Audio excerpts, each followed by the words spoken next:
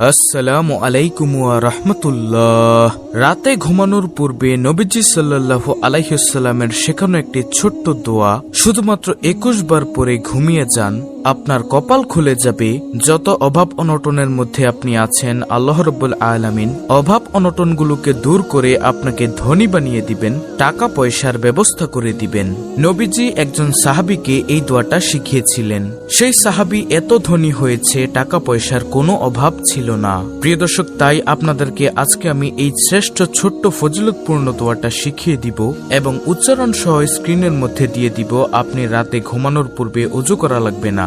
ওযু ছাড়া আপনি 21 বার পরে ঘুমিয়ে যান, ইনশাআল্লাহ আল্লাহ রাব্বুল আলামিনের তরফ থেকে আপনার নিকট রিজিক চলে আসবে, ধন সম্পদ চলে আসবে। অভাব অনটনগুলো আপনার পরিবার সংসার থেকে আল্লাহ রাব্বুল আলামিন দূর করে আপনাকে ধনী বানিয়ে দিবেন। অভাবের দরজাকে আল্লাহ বন্ধ করে দিবেন। সুবহানাল্লাহ। প্রিয় দর্শক, এই শ্রেষ্ঠ দোয়াটা অবশ্যই আপনারা ভিডিওটা দেখে শিখে নেবেন এবং আমলটি করবেন। ঘুমানোর পূর্বে ঈমান এবং ইখলাসের সঙ্গে আপনি দোয়াটা পাঠ করবেন ইনশাআল্লাহ। যত অভাব অনটনের মধ্যে আছেন না কেন, আল্লাহ রাব্বুল আলামিন সমস্ত অভাব অনটনগুলোকে দূর করে দিবেন। জীবনে কত ভিডিও দেখেছেন তাই না? আমলের ভিডিও দেখলে আপনারা অধৈর্য হয়ে যান। আপনারা ধৈর্য সহকারে আমলের ভিডিওগুলো দেখবেন এবং আমলগুলো শিখবেন। আমলগুলো শিখে আমলগুলো করবেন। কোন আমল কোন সময় কবুল হয়ে যায়, একটি আমল যদি আল্লাহর কাছে কবুল করতে পারেন, জীবনটাই ধন্য হয়ে যাবে, কপাল খুলে যাবে।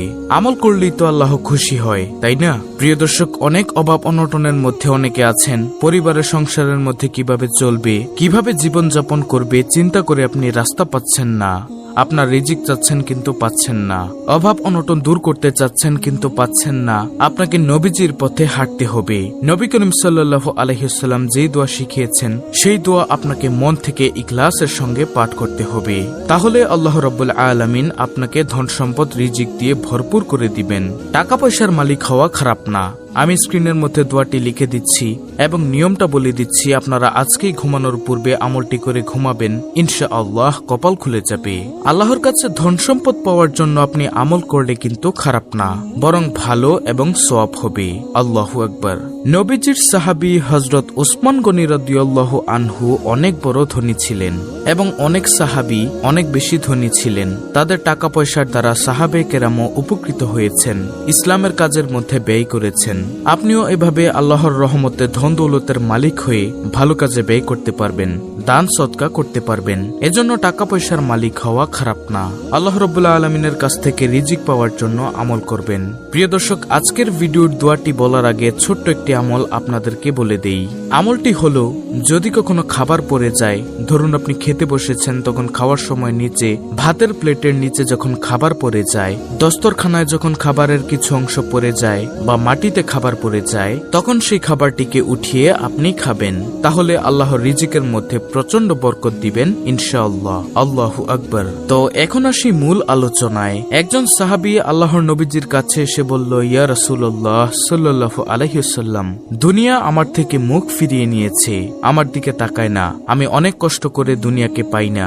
টাকা পয়সা ধন সম্পদের মালিক আমি হতে পারি না, অনেক কষ্ট করি। কি জন্য আমার কাছে দুনিয়া ধরা দেয় না আমি তো জানি না। আল্লাহর রাসূল সাল্লাল্লাহু আলাইহি ওয়াসাল্লাম বলেন, ও আমার সাহাবী, তোমার কাছে টাকা পয়সা ধরা দেয় না, দুনিয়া তোমার থেকে মুখ ফিরিয়ে নিয়েছে, তোমার দিকে চায় না। তুমি কি ছোট্ট একটি দোয়া পারো না, যে দোয়ার বরকতে আল্লাহ রাব্বুল আলামিন সমস্ত ফেরেশতাদেরকে এবং জিনদেরকে এবং মানুষদেরকে রিজিক দান করে থাকে? তুমি কি সেই তাসবিহটি জানো না, যেই তাসবির বরকতে ফেরেশতারা রিজিক পায়, জিনেরা রিজিক পায়, মানুষেরাও রিজিক পায়? তুমি কি সেই তাসবিহটি, সেই ছোট্ট দোয়াটি পারো না? তখন নবী করিম সাল্লাল্লাহু আলাইহি ওয়াসাল্লাম বললেন, এই দোয়াটি তুমি পড়বে, যে দোয়াটির কথা এখন আমি আপনাদেরকে বলবো।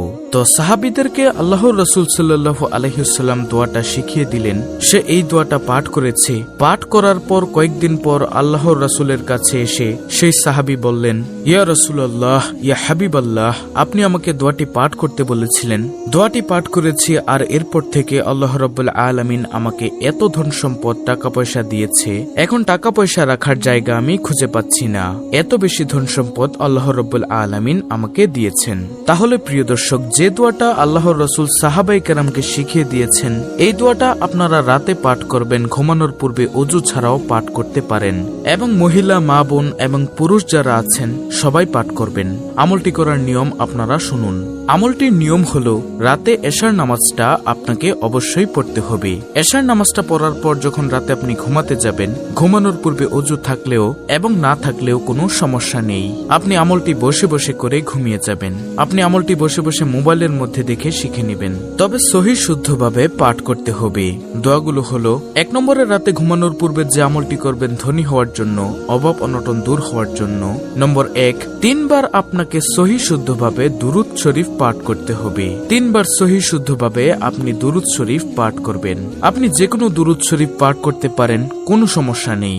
আপনি সংক্ষিপ্ত দুরুদ শরীফটা পাঠ করতে পারেন, যেটা হলো সাল্লাল্লাহু আলাইহি ওয়াসাল্লাম। এই দুরুদটা আপনি 3 বার পাঠ করবেন।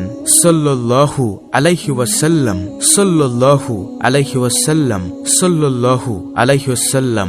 এভাবে আপনি প্রথমে 3 বার দুরুদ শরীফ পাঠ করবেন। অথবা নামাজের মধ্যে যে দুরুদটা পাঠ করেন, দুরুদে ইব্রাহিমও পাঠ করতে পারেন। 2 নম্বরে নবীজির শেখানো ধনী হওয়ার দোয়াটা আপনি পাঠ করবেন। আপনি সেই দোয়াটা কমপক্ষে 21 বার পাঠ করবেন। বেশি পাঠ করলে ভালো, কোনো সমস্যা নেই। কম যেন না হয় সেজন্য কমপক্ষে 21 বার পড়বেন। মনের মধ্যে রাখবেন, হে আল্লাহ, তুমি আমাকে ধন সম্পদ দিয়ে দিও, আমি অভাব অনটনের মধ্যে আছি, মনে মনে খেয়াল রাখবেন। তারপর আপনি 21 বার গুনে গুনে এই দোয়াটি পাঠ করবেন। দোয়াটি হলো: সুবহানাল্লাহি ওয়া বিহামদিহি, সুবহানাল্লাহিল আযীম ওয়া বিহামদিহি আস্তাগফিরুল্লাহ ওয়া আতুবু ইলাইহি। আমি আবার বলছি দোয়াটি: সুবহানাল্লাহি ওয়া বিহামদিহি, সুবহানাল্লাহিল আযীম ওয়া বিহামদিহি আস্তাগফিরুল্লাহ ওয়া আতুবু ইলাইহি। সুবহানাল্লাহি ওয়া বিহামদিহি, সুবহানাল্লাহিল আযীম ওয়া বিহামদিহি আস্তাগফিরুল্লাহ ওয়া আতুবু ইলাইহি। এভাবে আপনারা 21 বার পাঠ করবেন। 21 বার এই দোয়াটি পাঠ করার পরে এই ছোট্ট দোয়াটা মাত্র 1 বার পাঠ করবেন। এই দোয়াটার কথা নবী সাল্লাল্লাহু আলাইহি ওয়াসাল্লাম বলেছেন। এই দোয়াটি সর্বশেষ 1 বার পাঠ করবেন, তারপর ঘুমিয়ে যাবেন। দোয়াটি হলো: আল্লাহুম্মা ইন্নী আউযু বিকা মিনাল ফাকরি ওয়াল কিল্লাতি ওয়াজ জিল্লাত।